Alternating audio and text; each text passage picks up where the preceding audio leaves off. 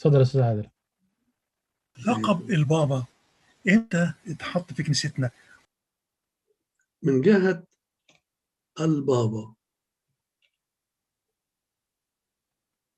أجمع المؤرخون المسيحيون على أن أول من لقب بلقب البابا من بطركة الكرازة المرقسية هو البابا هيراكلاس ال13، ده من 230 إلى 246 ميلادية.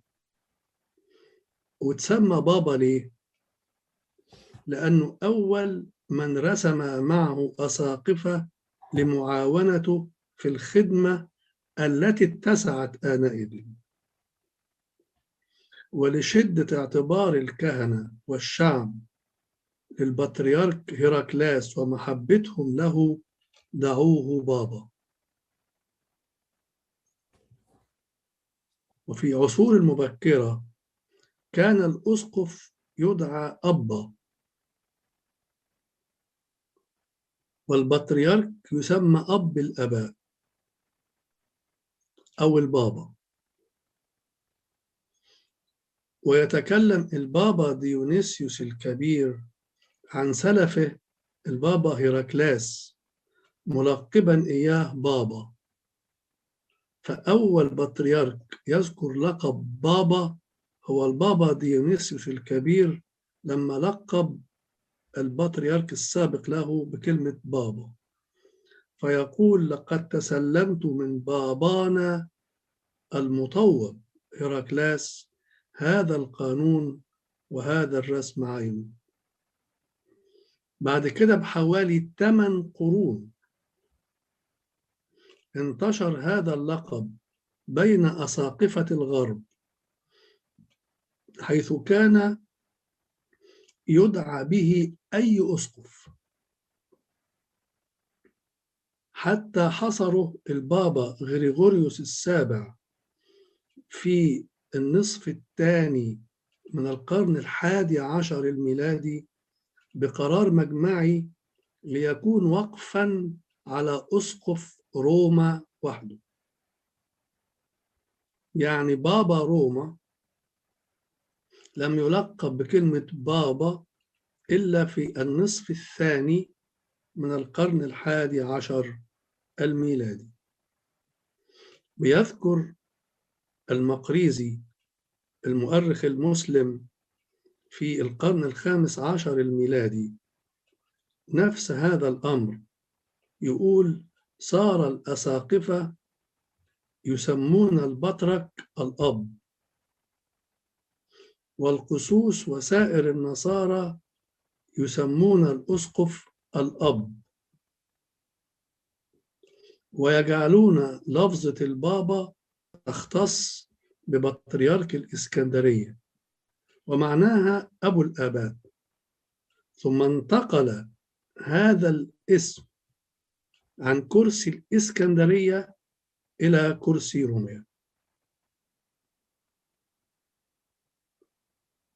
وورد في مقدمة ابن خلدون في القرن 15 الميلادي أرادوا أن يميزوا البطرك عن الأسقف في التعظيم فدعوه البابا، وظهر هذا الاسم أول مرة في مصر، ثم نقلوه إلى صاحب كرسي روميا. المؤرخ ستانلي اللي عاش في القرن 19 له كتاب اسمه محاضرات في الكنائس الشرقية، طبع في أكسفورد سنة 1864 ميلادية. كان بيتكلم عن مجمع نيقيا، بيقول: لم يكن ألكسندروس أسقف أول كراسي العالم المسيحي من حيث المنزلة والأهمية وحسب، بل وأعلى هذه الكراسي أيضا من الوجهة العلمية. وكان بطريرك الإسكندرية هو المنفرد بلقب بابا الإسكندرية، فكان علما يشار إليه بالبنان. ولقب إعزاز وحب ومهابة وإجلال، عرف به رأس كنيسة الإسكندرية، وكان هو الذي يخاطب به بصفة خاصة. الأرشمندريت جراسيموس مسرة ده روم كاثوليك، بيقول كان أسقف أنطاكيا يسمى بطريركا، وأسقف الإسكندرية بابا، وأسقف روما أسقفا. وكلمة بابا ليست كلمة لاتينية ولا غربية، بل هي شرقية محضة، وأول من سمي بها هو أسقف الإسكندرية من أبناء إبرشية القطر المصري.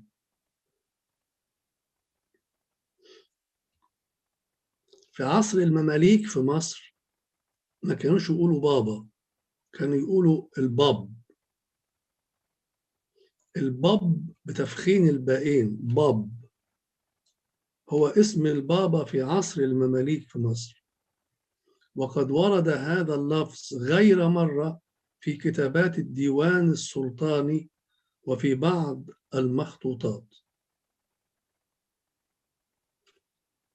واللقب الرسمي التقليدي لبطريرك كنيسة الإسكندرية هو صاحب الغبطة والقداسة، بابا وبطريرك ورئيس أساقفة المدينة العظمى الإسكندرية وكل أرض مصر والمدينة المقدسة أورشليم والنوبة والحبشة والخمس مدن الغربية وسائر أقاليم الكرازة المرقسية، ثم أضيف إليه فيما بعد وكل إفريقيا وبلاد المهجر. ده كل ما يختص بكلمة بابا. شكرا يا أبي.